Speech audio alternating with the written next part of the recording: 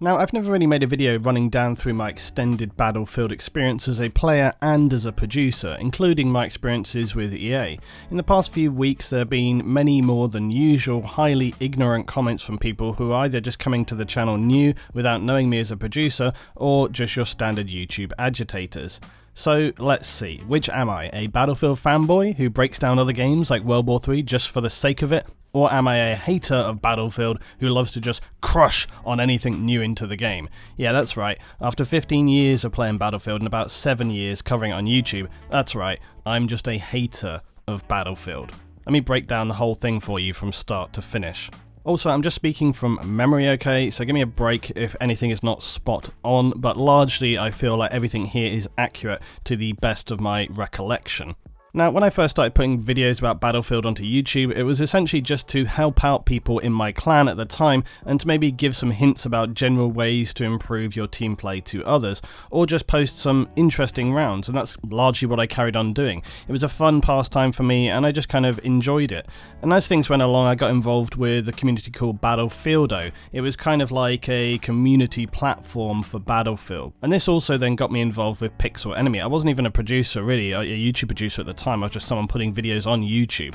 Pixel Enemy was a community channel which allowed small producers to contribute videos and pull attention to their own channel. Now, around this time of Battlefieldo and Pixel Enemy, that's when BF3 was coming out, and this was when I met other producers like Level Cap. Now later, Battlefieldo would actually kick me out because some of the people there just didn't like me as a person. You know, whatever, these kind of things happen all the time, and that was a long time ago. But what happened because of that was it ended up being a positive thing. At that point, I basically had been making videos kind of for and through BFO, and at this point I was like, I've been making these videos already, so why don't I just keep doing it for myself? Also around this time was when I first started to meet people from EA, like Dan Sheridan, and he was the EA community manager. He doesn't work there now. He was the community manager in the UK. He's a top guy. Now, Dan's approach to bringing in producers to play the game was not based on their channel size, nor was it based on how positive or negative their content was, but it was all about how much those producers understood the game, like were they veteran players of the game, and then of course what kind of critical feedback they were giving there. Also, at most of these events you're able to, as a producer, actually capture footage and release it, and this made it really worthwhile to actually attend these early playtest events. Now, during the time of Bad Company 2 and Battlefield 3, I was aware that some of the guys at DICE did watch my content, and they did appear to appreciate my feedback, despite the fact that I was often pretty critical of some things in the game. And this is a very positive attribute about DICE as a developer. They understand that gamers and producers are often very passionate about things, and that sometimes people, especially like me, can go a little bit over the top in how we word things, but fundamentally, they understand where we're coming from. Now, Battlefield 3 was great, but I didn't really get into the hardcore criticism and kind of breaking down of things at that point in time. Most of it was more about kind of how do you play the game, what are you doing with the game, you know, this kind of thing. We didn't get into the mechanics of it, but there was certainly stuff which came up, like the USAS issues, the ECM issues. There was a variety of things which we got into. Now, Battlefield 4. And we get to the release of Battlefield 4, and I was starting to then meet people from DICE, including guys like Carl M and Lars Gustafsson. Remember, Carl M was the head of DICE.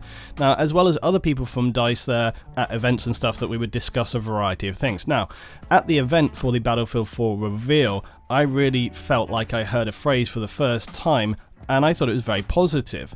But I would later reflect on it as actually being a negative thing, and that phrase was, only in Battlefield. Now, what they were getting at there would later become basically Battlefield moments. It's essentially those crazy moments like Renderzook and in general crazy shit happening in the game. And DICE had become aware at this time that often Battlefield players would talk about these moments that only occurred in Battlefield. And ultimately they wanted to ensure that these things not only continued to happen, but potentially even happen more for general player experiences to be increased, to basically ensure that this remained a part of Battlefield as the franchise. Now, you can see that as a positive, but when you think about it more, it becomes negative, because essentially what they're saying is we want to ensure that the mechanics of the game enable this stuff to continue to happen. So it's kind of detrimental to other elements that are going on, because often these kind of things happen outside the sphere. What they were missing also was that the organic and natural way that these things happened was exactly what made them so special and so exciting. It wasn't about people trying to do stupid crap where they put a load of mines down and launch it into the air. It was about things happening through the natural course where people were like, oh my god, did you see that? Did you see what just happened? You know, that's what it's about. It's not about trying to make something happen. And also the fact that they happened just as part of the general game itself, it meant that players were not distracted by trying to achieve those absurd events outside the normal course of battle. Battlefield 4 would change that, and you would begin to see a slow slide toward the chaotic nature that is what Battlefield seems to be known about today. In fact, even in the Battlefield 5 reveal event, they described the gameplay as the chaotic gameplay that Battlefield is known for, and barely a more depressing statement about the game has ever been described. Battlefield never was, nor should be, chaotic. It's meant to be about teams and squads of players working together to achieve a common goal of winning. Chaotic means there's little to any order or sense of focus for the game. It's just a mishmash of people running around. And I guess sadly, that is actually an accurate description of Battlefield 1, and to be fair, others before it, Hardline and BF4. Back to me though, so during BF4 we got various DLCs and general early content to go look at. We also had testing events at EA in the UK where we'd try out the content, usually early. These were not really feedback sessions as I remember, there may have been a bit in there, but they were more gameplay events where we could play and record. So it was more a way for us to showcase the DLC, and this is when EA would start up the Ronku program. Now if you don't recall, that was the program where EA would pay producers to make specific content about their games. They're not the only producers or developers to do that, and it is something which has been widely spoken about since, and as far as I'm aware now it's been pretty much wound down. I don't really know because I have very little involvement now with the EA teams, but one thing to be clear about, this was never EA paying producers for positive press, or not in my eyes anyway. It was encouragement and essentially sponsorship. I always had the attitude of I was basically going to make this video anyway, and I didn't alter anything that I would have said. But I do remember speaking to other producers about it, and their opinion was different to mine, where they said to me, LT, they're not paying you to be negative or critical about the game. To which my reply was, well then they can just stop paying me because I'm not going to change what I do or how I speak about the game. And that's my general principle when I work with any people, whether it's someone like Elgato or MSI. I'm always very clear with those guys right from the word go when I say, look, you know, I am very happy for you to want to support me either by, you know, contributing and giving me peripherals to play and use, or whether it's direct financial sponsorship. I am always very clear with them right from the word go that I am going to still speak what I think about this thing. And I said, you know, with my MSI sponsorship, I said to the guys right from the word go, I said like, look, I want to be able to still speak and say what I think about your products. If that is not okay, I do not want to go ahead with this. And they said that is absolutely fine, which is why MSI is my sponsor and why I'm very happy to have them sponsor me and support me and all the work that I do. Now back to Battlefield 4. Now at the end of BF4, DICE would launch a variety of initiatives like the community map build and general changes to improve the game. One of those was meant to be a team play initiative, which I have spoken about before. Now I'd been speaking to David Serland about this at length through personal messages, and ultimately it ended up being delayed and then cancelled. Essentially because they decided to prioritise other maps and guns, which for me highlighted what was a bigger priority for them. Although at the same time I felt very much that they had wanted to do the team play initiative, but they had been compelled to put out other stuff, so maybe that was EA pulling the strings there, I just simply don't know. But ultimately it didn't happen. The community map initiative though was, I think, one of the most positive things that has been done in Battlefield before or since. By all accounts, it was also one of the most intensive projects for DICE, developing a new map from scratch in collaboration with the whole Battlefield community and listening to everyone's points of view, allowing the map to be played in a bare bones grey poly state on the CTE, and then finally pushing through to release what ended up being a very good map. It was a huge success story and something I really thought showed the positive and constructive nature of what DICE can do. So that's one thing for you right there. But then, just as we're coming out of Battlefield 4 feeling really good, we had the CTE, we had all of this stuff, we had all the initiatives, and sadly we came straight into Battlefield Hardline. Now look, it wasn't that bad all around on reflection, but it was marred by a huge litany of smaller issues. Things like an easily exploitable progression system that was just then out and out ignored by Visceral, and when I flagged it up with them because I was getting really pissed off at people exploiting it, they actually got angry at me for pointing out. I remember the guys losing it at me because I was just pointing out that there were servers labeled as, you know, only grinding servers for cash. You know, you drive the car around or whatever. It was the situation where you had that chase mode or whatever it was. You just drive around and rack up your currency or something like that. I barely remember, to be honest, but there was also the absurd camera coins, a system so difficult to achieve, people ended up also boosting that as well, and there were servers labelled for that. Then there was the highly minimal level of destruction, to the point that it was actively immersion breaking. It just didn't feel like a Battlefield game at all. And the devs just didn't seem to care. They just didn't care, even though this stuff was highlighted. There were servers labelled as, like, basically manipulating and breaking the rules of the game. And they just flat out were just like, don't care, don't want to know. And if you flagged it up, just get pissed off at you. It was super weird. But really the overall nail in the coffin was just the fact they chose a US-based cops and robbers theme. It made little sense. It just didn't feel Battlefield enough. They could have chosen, as many have highlighted before, South America, where you could have had like paramilitary operations. It would have made a lot more sense and probably left the game with a much more positive outcome. Now, where do I fit into all of this? Well, Dan Mitri had taken over as the general EA community manager over in the US there. I think it was just for the US. And he was organising trips out to deal with Hardline. Now, it's worth remembering that at this time I was still working a full-time job. I wasn't full-time producer, so any trips I was going on, I had, for this or anything else, I had to work it around that. Now, when it came to any events for Battlefield, these often came at very short notice, only maybe 2 to 3 weeks before you were due to go. And anybody with a normal monthly shift pattern job will know that your work rota is going to get done usually on a 4 or 6 week basis. So once that's going to be set, it's very hard to randomly get 3 or 4 days off, and that also is probably going to leave you heavily jet lagged. It's not going to go down very well. Now, I'll also point out that this is not anything specific to EA or to Dan Mitri as a community manager. It's pretty industry standard with games events that they come at short notice. So it's probably a lot to do with the logistics of getting things approved and organising stuff. It's just how it goes. And as I recall, some of us did give feedback to that extent that it was difficult for us to get time off, and I think many of the community managers, including Dan, understood the limitations of that. Anyway, why do I bring all that up? Well, because after my first Hardline trip out, another one would come up, which I couldn't get out of work to attend. And then later, another event came up, but that had to be cancelled because they had to choose slightly less people for whatever reason, so I couldn't attend that. Later, another event for Hardline came up for me, but at the time I was headed in for a major surgery that I was going to hospital for, so I couldn't attend again.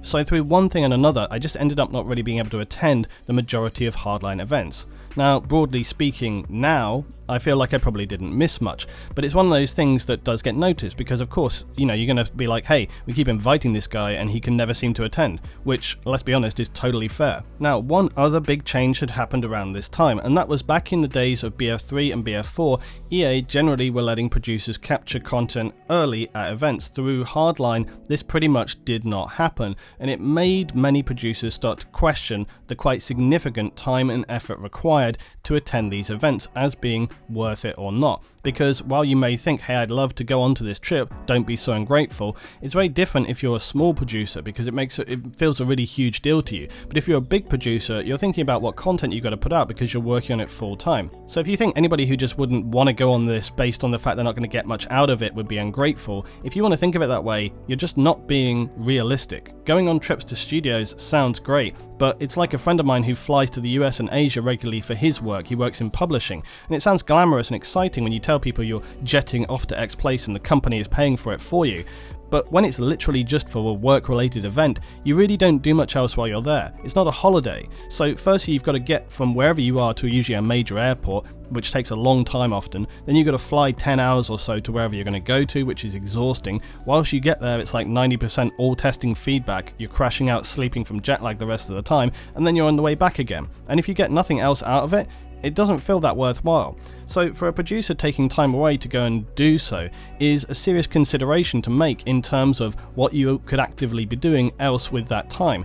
So I started to feel less and less fussed about being invited to events or not for myself. Now, I also want to briefly mention about DICE LA and the CTE. The CTE was a system brought in around BF4 to provide a way of testing in an ongoing way the changes that the community wanted to the game. So it's a very positive thing. It was our impression that everything that had been learned from BF4 would be implemented into Hardline by default at release, and then a new CTE would continue on that process. But this was not what happened. Hardline at release had made and contained many of the issues that had already been fixed in BF4, and at release didn't have an active CTE. This compounded its other problems. DICE LA would later, and to much praise from the community, iron out these problems, but honestly, it felt like a really huge oversight and just a strange way to handle things.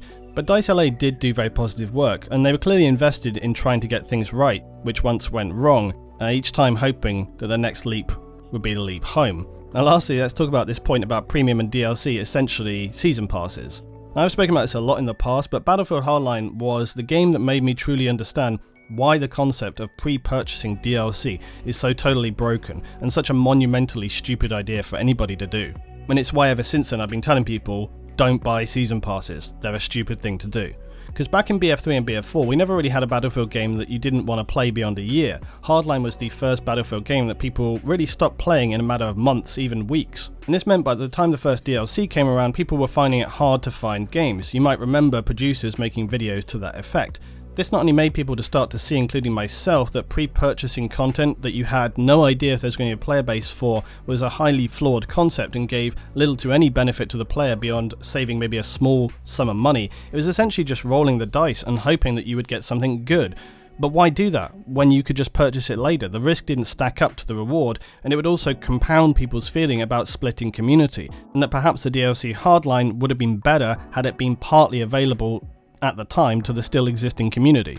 But then things started to get really interesting, because I always felt like EA had been pretty cooperative and open to things at this point, but the overly negative reaction to Battlefield Hardline from the community really seemed to push them into lockdown mode and damage limitation mode. I generally found that things that I'd been previously easily able to do, like discuss or ask for interviews, became a lot more problematic. Like you might remember or not that I did an interview with Thad Sasser around Battlefield Hardline, and I also spoke with Steve Paputis at EGX in London also about Hardline, but both of these were near the release of the game, but they were totally unscripted. I was just asking whatever questions I wanted to ask. Now later I wanted to do further interviews about Battlefield 1, and this ended up being incredibly problematic to the point that I just abandoned it. Now it's possible that between Hardline and BF1 EA simply decided to change their approach to handling interviews, but even if that were the case, I feel it's pretty pertinent, and it speaks to their general change of mind to try and control more of the dialogue that's being had. That's their prerogative, but all I'm saying is I never had to do it before, and then after Hardline I'd had to do it. And to me that seems quite significant. Still though, despite that, I was happy when I was able to secure an interview with Lars G at the release of Battlefield 1, and just a word on Lars, by the way, he is a top man, and I mean a top man. Now why? Well, consider this. Now think about how many people at events somebody like Lars at the top of DICE must meet. A lot of people. Now I previously had met him years before, not just like 1 year, but several years before at the Battlefield 4 reveal in Stockholm, and now this is the BF1 reveal, so that is a long time between me having seen him there.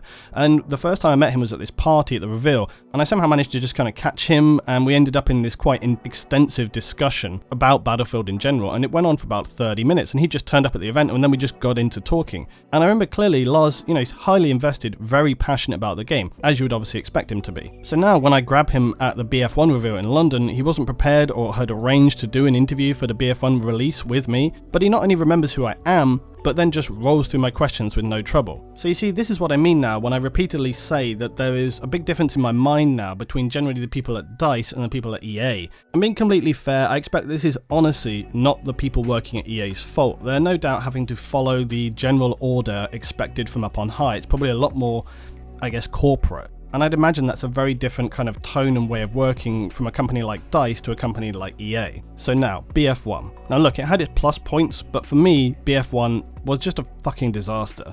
Why? Because I think it really has set the tone now for the Battlefield games, and Battlefield 5 is looking to be headed the same way. I don't qualify Hardline because it was just disconnected and not really in line with what most of Battlefield was to my mind.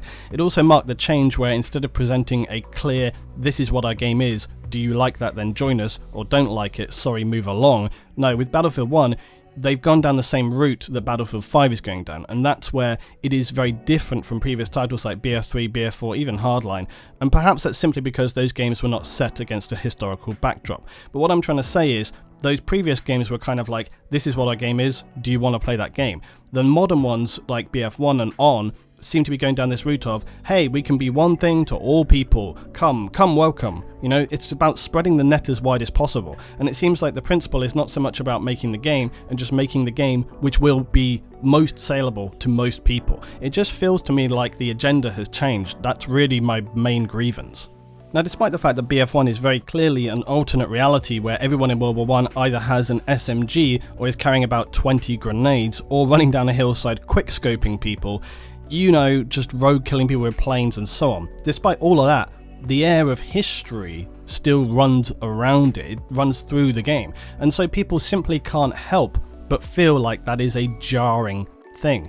There's nothing wrong with it out and out, but it just goes against the mental grain, because people know that this isn't what World War I was, so it feels really strange. You know, World War I, it's not like some obscure thing that people don't know about. A lot of people know what World War I was, so it feels strange for it to have the association of all that history. But just to be clear, again, I'm going to build it for you in alphabet blocks, okay, so you're not confused. There is nothing wrong with it being disconnected totally from the historical reality of World War I. But what I'm just saying to you is you can't escape that reality. It's something that you either just personally agree or disagree with, but you know, you can't escape the fact that it does jar with people like bad mental whiplash. And that is exactly the same with Battlefield 5. It's not about the fact that it can't be something. It's not about the fact that it's not obvious. It's about the fact that it is unescapably jarring. That's the point. And that's why I get so irritated when I see people making these really kind of like condescending posts on Twitter, being like, oh, you know, didn't you know that Battlefield can do these crazy things? Didn't you know? Dude, not only are you missing the point, but you're being a condescending arsehole, alright? It is not about that. That is not the point. The point is that even though it is very clearly different, people know what these things are. People know what these historical events are. And so it just jars with you. It just kicks you. It's just, like I say, mental whiplash. You can't escape the fact that setting something differently ultimately is going to run against the grain, because in your mind you're just constantly thinking like, you know, this isn't right. It's different with a modern thing, because modern things are kind of not so set in people's mind, but something like World War II and World War I, people have grown up and learned the history and they know all the ins and outs of it. So it's not like you can't disconnect from it, it's just more difficult to disconnect from that reality. That's all I'm saying. But then also there's the rest of the issues that I've spoken about before, the downward spiral of the stupid assignments that started in BF4, where you've got to do some absurd series of things in order to just unlock new guns. I remember another big producer telling me that they'd actually just fully given up with the DICE assignments and just resorted to boosting with friends to achieve the stupid conditions required, because they just couldn't be bothered. So, you know, GG on that. It reminds me of Hardline, where people couldn't be bothered to do the stupid things required to get coins and so on, so they draft friends to boost through it, because they just don't want to spend 10 hours ignoring all the game objectives so they can get that one moment of clarity where they can achieve their assignment. It's just not fun. Because what they want to be doing is just playing the game. They don't want to have to do this shopping list of nonsense in order to just get the gun. They want to play the game and get the gun. It's that straightforward. Stop doing all this stupid crazy bullshit. After Hardline as well, there was a significant shift towards the games being faster and more action-packed, and BF1 felt very much like it wanted to continue this trend, and so for a game set in the vague backdrop of World War I, it was exceedingly fast and action-packed. And this, again, in and of itself is not a bad thing, but it led to the continual downward spiral that is Battlefield chaos, which is where we are at the current time. It's where Battlefield 5 seems to be headed again in the reveal of the chaotic gameplay that Battlefield is known for. It's so weird to hear that. Now, especially because the BF5 reveal as well was no doubt a scripted event, somebody actually decided to phrase Battlefield as being chaotic, which I just find really odd. Now, Battlefield 1 would also bring in the behemoths, which I personally still maintain are detrimental to the overall flow of play and actively remove players from the battlefield, and I said that this would be the case from day one. I can't count the amount of games that were either winning or about to turn to our advantage, only for a team's behemoth to come in and it would remove active players from the ground and then allow our team to basically get ruined and lose any control that we had. It's a stupid system, it's a broken system, and it's another thing that has led me to become more cynical about the development of Battlefield games, because to me it demonstrates that DICE are making choices that are more about creating a marketable gimmick and less about the mechanics that benefit actual player gameplay.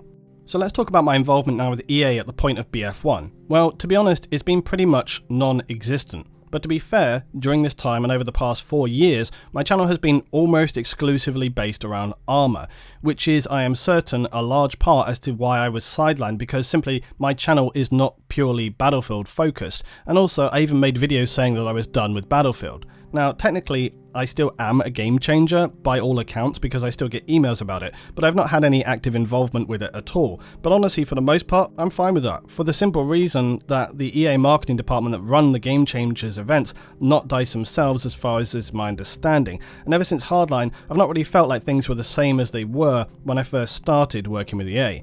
Now, recently I spoke to the new community manager for EA in the UK, and he seems a really nice guy. So who knows what can happen there. I had some actually really positive conversations with him and he sounded a really straight up dude. So, you know, who knows. But this is where things get pretty sticky and pretty contentious.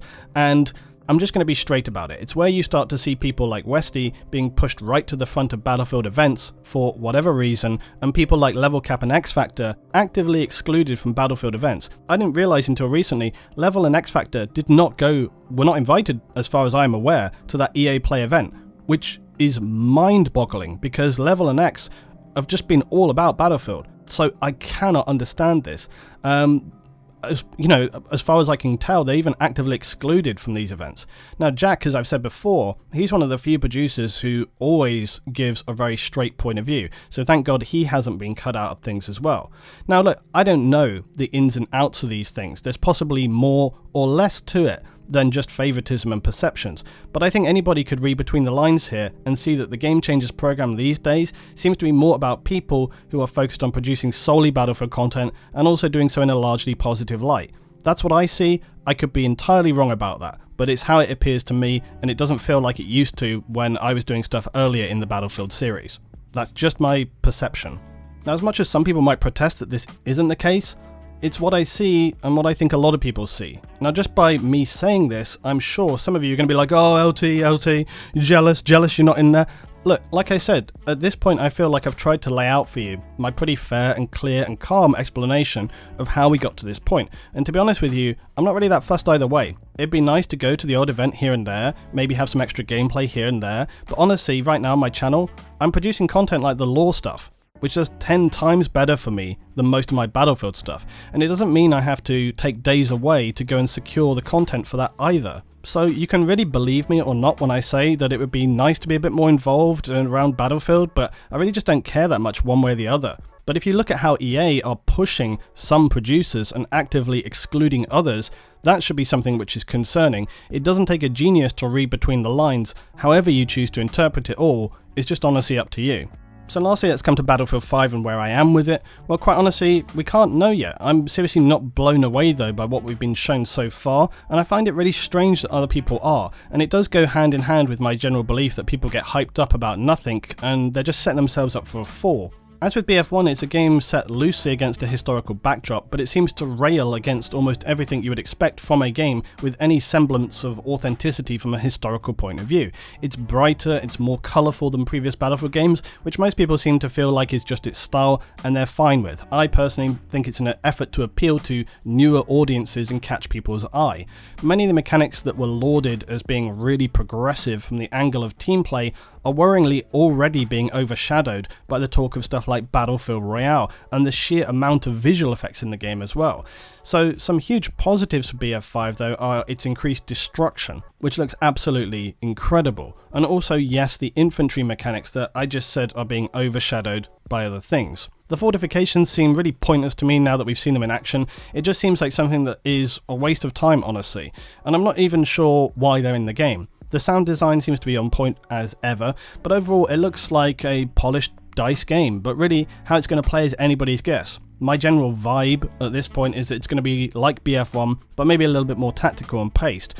And here's the other thing, any of these pre-play events, I learned a long time ago, don't demonstrate how a game actually is. They will show you how the mechanics are, they'll show you how the game looks and feels, but until the game is fully released, until the game actually has public players in the mix on servers, you cannot possibly know how it's going to play. Because I often found that when I went to events in the past, you'd be all YouTube producers, so everyone's fighting really hard and you get really intense, really good gameplay. But that gameplay doesn't represent what the actual public experience is going to be like. So ultimately you kind of get this event syndrome where all the people that are there are really enthusiastic, really focused, but that gameplay doesn't represent the actual true gameplay. It shows you what the game is, but it doesn't show you what the game is, if you see what I mean. Now, as for my relationship with EA and DICE, well, there are still people I speak to at DICE. My most current ongoing contact from EA is the UK community manager and sometimes the guys from the US, but very little. Overall, I think the guys at DICE know me at this point. They know that I often get a bit carried away with my verbal exaggeration of things, but they also know that I care a lot about the game, because otherwise I wouldn't take the time that I do to speak about the game. Now, lastly, something people have said a lot to me, that if I'm so frustrated by Battlefield, why do I continue on with it? Why not just walk away?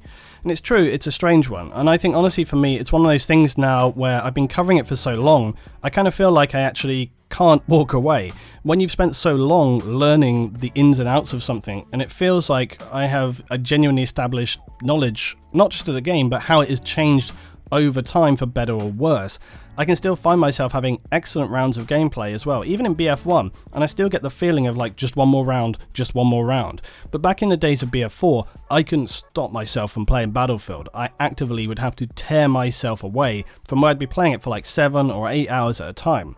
So I still hold out for that feeling because I still feel like we can get it back, but I just haven't really had it yet in the past few games. Now, is Battlefield 5 going to be any different? Really, who knows? Now lastly, to anybody who thinks that I'm just hating on the game for the sake of it, or that I'm alternately a Battlefield fanboy if I am critical of other games that are not Battlefield, you're an idiot. Because instead of judging people based on basically zero information, try to learn about that person that you're talking to and why they are saying what they are saying. Thanks for watching, guys. I hope you've enjoyed this long breakdown, and hopefully it allows you to see my perspectives on things. At the end of the day, there's not too much that's personal here. It's just about something that I've been very invested in for a long time. I think about it quite often, and it also just interests me, because even beyond the game itself, I also just find it very interesting from a perspective of the development of the game versus the management and the marketing of the game, the player base interaction. The whole thing is this story that comes together, and seeing how that has changed over time, where priorities have altered, where, you know, friendships and been forged and lost and all this kind of thing. It's quite curious and quite interesting, and it almost is just like a thing in and of itself, and I guess maybe that's another reason why I just find myself still being very interested in Battlefield. Hope this has been enjoyable. If it has, drop a like. Thanks for watching. See you next time. This is Luton.